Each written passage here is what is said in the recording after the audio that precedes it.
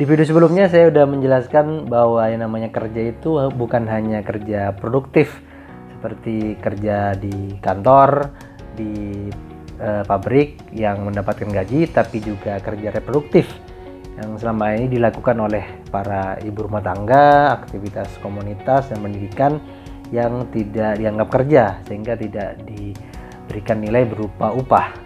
Buat yang belum nonton, bisa tonton di link ini. Nah, di video kali ini saya akan membahas siapa itu pekerja, siapa yang termasuk kelas pekerja. Selama ini definisi pekerja itu adalah semua orang yang mendapatkan upah. Selama kamu mendapatkan gaji, maka kamu termasuk pekerja, kamu termasuk kelas pekerja.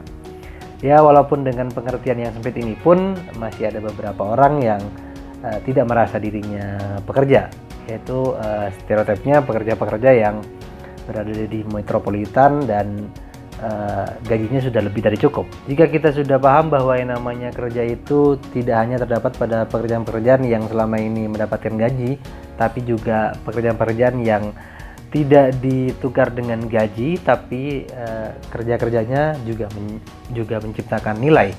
Misalnya yang paling gampang yaitu pekerja ibu rumah tangga. Kerja-kerja dia selama ini tidak dibayar, tapi pekerjaan ibu rumah tangga sangat krusial, sangat penting agar kerja-kerja produktif suaminya misalnya di perusahaan itu menjadi mungkin. Suaminya bisa produktif di tempat kerja karena peran dari kerja-kerja reproduktif istrinya. Jika kita paham konsep yang seperti ini, maka kita perlu merevisi lagi pemahaman kita tentang siapa itu pekerja. Kita tidak bisa lagi terbatas menyebut pekerja itu adalah orang-orang yang mendapatkan gaji.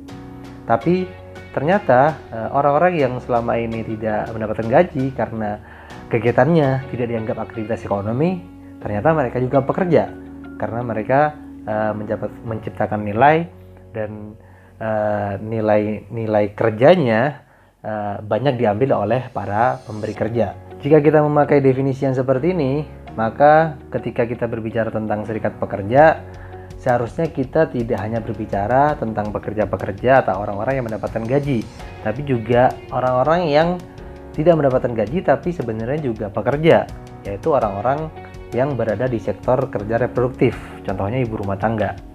Ya, walaupun sepertinya kalau menuju ke sana masih jauh, karena sampai hari ini pun serikat pekerja yang ada itu hanya fokus pada para pekerja formal atau para pekerja yang statusnya pegawai tetap.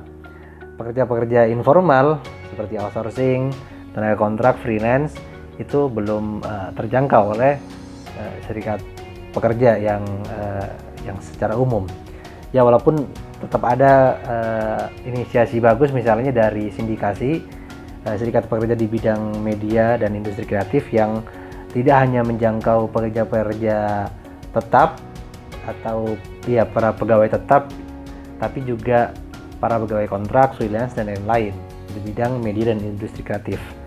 Nah, inisiasi seperti itu perlu dilanjutkan dan perlu diperluas lagi, tidak hanya orang-orang yang mendapatkan gaji yaitu para pekerja produktif, tapi juga orang-orang yang tidak mendapatkan gaji tapi juga pekerja, yaitu para pekerja reproduktif.